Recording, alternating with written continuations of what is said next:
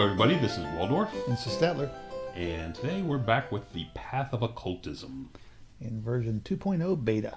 Beta. For the Ninth Age. We're going to start. Occultism has not an attribute, kind of a thing. I don't know what you call this part. A special rule. It's a special paragraph rule. long. There we go. It's basically the sacrifice.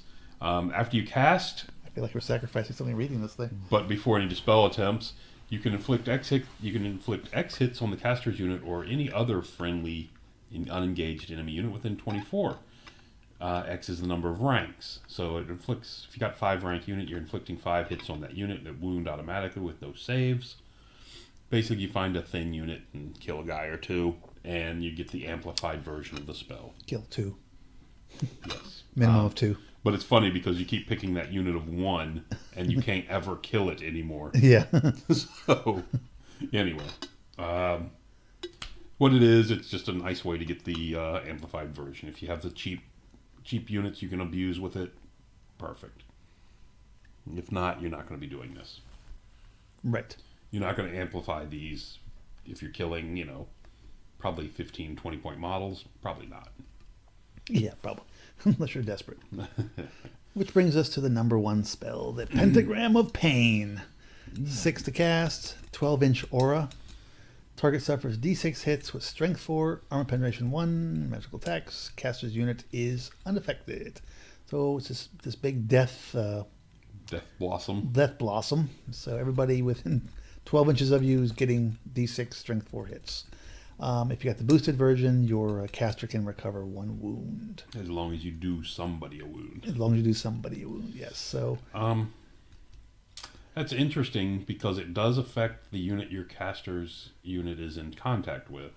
Yes. If he is in contact. And everybody else within 12. But this is a weird spell. It's, for a lot of people, it's a hard spell to use. It's a limited usefulness because... Unless you happen to have a fast cavalry unit that has it on it. Yes, which is away from everything else. Yeah. Yeah. That brings us to the Hand of Glory, which casts on a 6. Only affects the caster. Lasts 1 turn. This name sounds too goody two shoes. Hand of Glory, yes. For this particular the target, and if you sacrificed all models in its unit, gain Aegis 6-up. And Aegis +1 to a max of +3. Yes. Max +1. Aegis +1 to a max of 3+. 3+, not +3. Correct. So okay, it's basically an Aegis 5. So you're getting an Aegis 5. Unless you already have an Aegis, then you're getting better than that. Okay. Why? Because they can.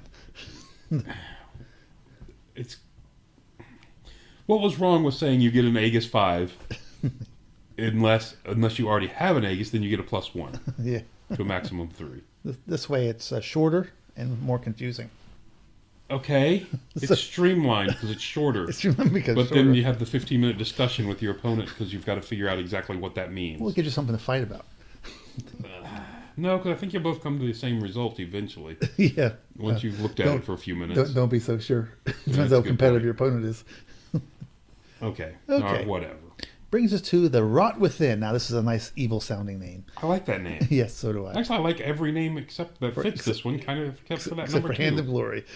You don't like the Where'd the Hand of Glory? You don't like the name, and you don't like the Hand of Gore would be good, but Hand of Glory, no. Okay. The Rot Within. The Rot Within. I've had that problem. That is a nice name. It's not so nice after when you're too far from a bathroom. I've got to say, I think this path takes the prize for the best names. I don't know. It's up there. It's up there. I'll give you that. It's definitely up there. Rot Within. Cast on a 7, 18-inch, 8-inch plus 10. Let's write it. I'm gonna. Why not? I'm gonna read it the same way as unless number 2. you already have an 18-inch range. Then it's only 18. Yeah. So 8 plus 10 hex. There you go. Permanent. Always like permanent. The target suffers -1 offensive skill and -1 defensive skill. If you kill some dudes, the caster gains +1 offensive skill and +1 defensive skill. So that's targeting some vampires, I guess. or the guy with the wizarding hood. Yes, there you go. Well, he can't have this spell. He can only have the pentagram of pain. Oh, that's too bad. The- Yeah, Yeah. correct. So 3 dice to help you. Your offensive skill, defensive skill doesn't sound like much, but the permanent means it can keep building up over time. That's Yeah, but that means you're dedicating yourself to casting this every, at least several turns. yeah. Well, if you're got to deal with a particularly nasty unit in your opponent's army that you don't want to fight for a while, you're saving it Yeah, for last. no matter how many times you target it, you're basically giving them at best a -1. No, it's permanent. Yeah, I understand, but I mean -1 to hit, not off skill, not Oh, your well. weapon skill, but It depends how many times you've cast it on him, right? yeah, understood. But Get him down to a 1, and you're a 4 or 5. 5, maybe. Yeah. It'll help a little bit. There you go. Thank you. Yeah, I mean it's only a 7 to cast, but yeah, it's okay. All right, so that brings us to the Breath of Corruption. I've had that too. It's cast on a 5, only affects the caster. It's focused, lasts 1 turn. The target gains breath weapon, magic attacks, toxic attacks, and if you killed a couple guys, the breath weapon can be used as shooting attack with a range increased to 18 inches, or 10 plus 8, whichever you prefer. Yes. As all measurements in this one should be. Yes. Yeah, this one I can see boosting. If you need to shoot. If you're in combat, of course you're not going to boost it, but anyway. If the guys you're killing cost less than the guys you're cost more than the guys you're sacrificing, yes. Yes. The- Well, the or, toxic or if you can grow them back. toxic's right nice. It is. It You is. can catch some knights at 18 Yeah. inches No, it's away. great if you can get some knights. No question about that. Okay, brings us to Marked for Doom. Casts on a 9. It's got a range of 10 plus 8 inches. It's a hex, direct damage. It's instant. The target suffers 1 hit with strength 10, armor penetration 10, multiple wounds D3, and magical attack. So you still get your regens and awards.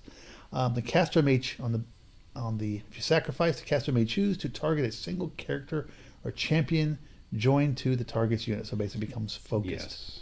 So I don't see you killing a couple of your guys to kill a champion. no, maybe it's a Minotaur champion. I guess. You Okay. You still only got a 33% chance of killing him. Yeah. Unless he's already wounded. I There guess. you go. So, this is very nice. It is. It helps you get rid of, monsters and Or characters. or Yeah. target characters. Yeah. Marked for Doom. I like that one. Yes. Then we have number 6, the I think Brave Steven Calls. Seagal was in it. Yeah, Was that a Steven Seagal yeah movie? it's Marked for Doom. Steven Seagal movie. Grave- It should have been. The Grave Calls cast on an 11. Grave Calls. Yep, been there, done that. It only has a 12-inch range. It's a hex, direct I'm damage. sorry, it has a what range? 12-inch. Oh, sorry, a 10 plus 2. There you go. Unless you already have a 12-inch range, in which case it's just 12. Exactly. It's hex, it's direct, it's damage, it's instant. The target suffers 2d6 hits with strength 5, AP 2, and magic attacks. If you kill a couple guys, that goes up to strength 6, AP 3. Yeah, it's It's a really nice spell. It's hard to cast, 11. I mean, you're doing... this That's a 4-die at minimum spell. 5. I'm Yeah, just saying. yeah, you're doing. But 4 this, dice average is 14, so... yeah, if you're going for Right. the average, yeah. And then if you plus 1, that's 15. This 4 dice is- is reliable. But This is terrifying. yeah, you don't want this hitting you. Yes. Especially if you manage to knock off a guy. Unless or they're two. targeting zombies, The other reason it's a 4 dice spell as well, because doesn't this add to it up here? Like when you kill the guys? No. Usually the amplified version. Yeah, okay. Yeah. Right, what am I talking about? Anyway, whatever. Yeah, it's a nice spell. Oh, it's a very nice spell. Looking back over this, other than the giving you the plus, this this is another nice path. I'm okay. I like this path. I think it's a solid path. I think depending on what kind of army you have, if you can afford to be giving up dudes or not, makes a big difference. Correct. It definitely loses a bit of its usefulness if I'm thinking, if like you're using an expensive Dread army. Elves, the guys tend to be a little pricey. So, yeah, you have to think about what you're doing with it. Right, So, but even so, you can deploy the guys wide and only take 2 hits from it. Kill 2 guys. Right? yeah, I mean, it depends what you got to. Especially what's really good, though, is if you play the Dread Elves and you have one guy out of your Raider unit, just have him circle back around behind to get within 24, just pick on him every turn. Yeah. You can't kill him. No, you definitely, I guess that's a good use for a Medusa. Just abuse your Medusa. Yeah, just sit back there with 1 wound. I don't know about that. And That might be a little too much, a little too many points to pick on. well, so she's still alive, so That's true. You leave her there with 1 wound, getting exactly. abused every turn. Yeah. No, okay. Hey, there's like low or low count models you can get. Yeah. No, I like this a lot. The only thing it does, in my mind, what it does kind of this one spell is definitely very conditional. So you don't. It's not a number 1 spell that you can be throwing out all the time because you're hurting your own units. Yes. It's definitely the hardest one of these to use. Usually the number 1 hardly any spell. spells. Usually the number 1 spell is almost universally, Useful. usable. Yes. Yeah. This one you've got to think about it. Yeah. No, I kind of wish the Rot Within was like the number 1 spell. And the correct. And the other problem this has is, so the thing to deal with the chaff dealing is a little overkill. Casting on an 11 What? and doing 2d6 strength 6 hits. is a bit of an overkill for chaff. You're gonna kill him. Well, you should kill him, but of course I would roll 2 1s for And you still kill 2 of them. strength 5 or Yeah, 6 hits, and kill 2 of them. And then they run away. Yeah, and then no, I'll roll 1 to wound and only kill 1. It won't even cause a panic. Yeah. Anyway, I think this path has a lot of nice these number of spells, but it's, for the armies that get it, it's competing against some other paths that I like better. I like this path. I give the path a situational thumbs up again. Path's definitely thumbs up for me. Yeah. Anyway, all right. Thanks for listening. Until the next time.